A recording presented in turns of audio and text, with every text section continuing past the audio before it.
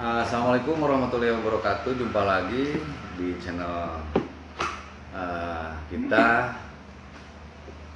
Kita hari ini akan membahas mengenai air dan permasalahannya bersama Abah Jejen, narasumber kita hari ini.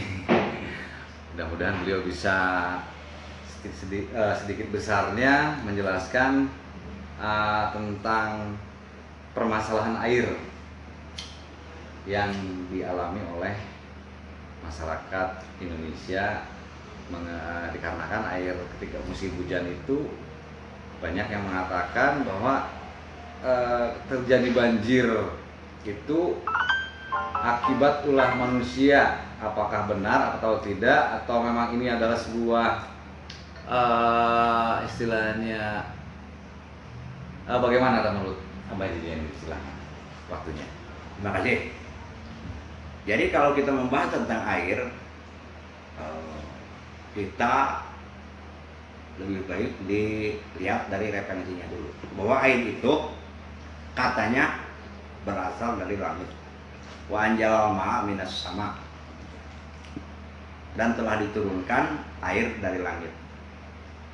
Ada suatu pendapat, ada suatu kitab yang menceritakan bahwa hujan itu dari langit ketujuh. Nah, kita lihat secara real, secara nyata, apa benar dari langit ketujuh? Coba buktikan. Ibaratnya di sini Cirone hujan lebat besar. Lewat kapal di atas hujan, tapi di atas hujan itu tidak ada air. Berarti bukan dari langit ketujuh, dari langit. Mana yang namanya langit? Ya di atas kita itu langit namanya. Kalaupun ada yang mengatakan dari langit ketujuh, ya silahkan, itu berdasarkan pendapatnya. Cuma air ini merupakan suatu anugerah, Ya, rahmat. suatu rahmat, jelas. Fasilitas.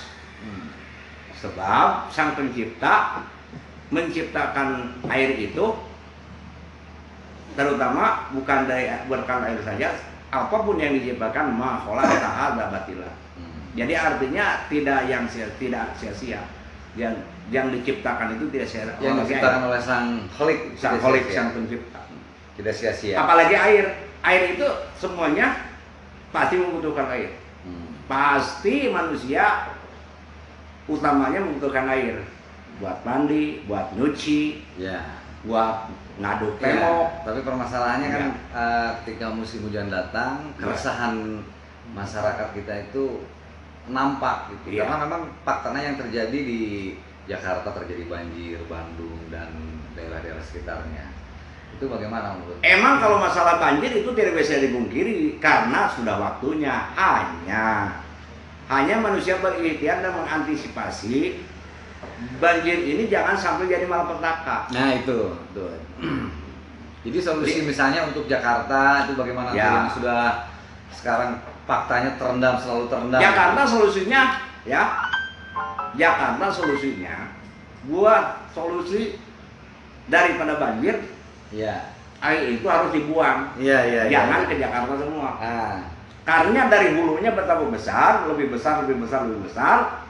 Dan di Jakartanya banyak hambatan. Hambatannya apa? Hambatannya tidak ada resapan air, tidak ada penampungan air, Ya. buat dia singgah di situ. Kan air itu sama kayak kita punya tempat tinggal, punya rumah. Ya. Rumah air itu di mana? Di gunung-gunung, di danau-danau. Ya. Kalau gunung-gunungnya kayunya ditebangi, digunduli, ya jelas. Ya, jadi Nggak ada dia tempat semayam, tempat berlindung. Jadi Kalau di sana tidak ada danau, tidak ada resapan, ya jelas tidak ada rumahnya. Akibatnya kata air begini, Kata salah air. siapa? Kata air nih. Nah. Kalau ibaratnya kalau air bisa ngomong. Kalau air bisa ngomong begini, kata air. Gimana? Kenapa rumah saya diganggu? Fasilitas saya diganggu.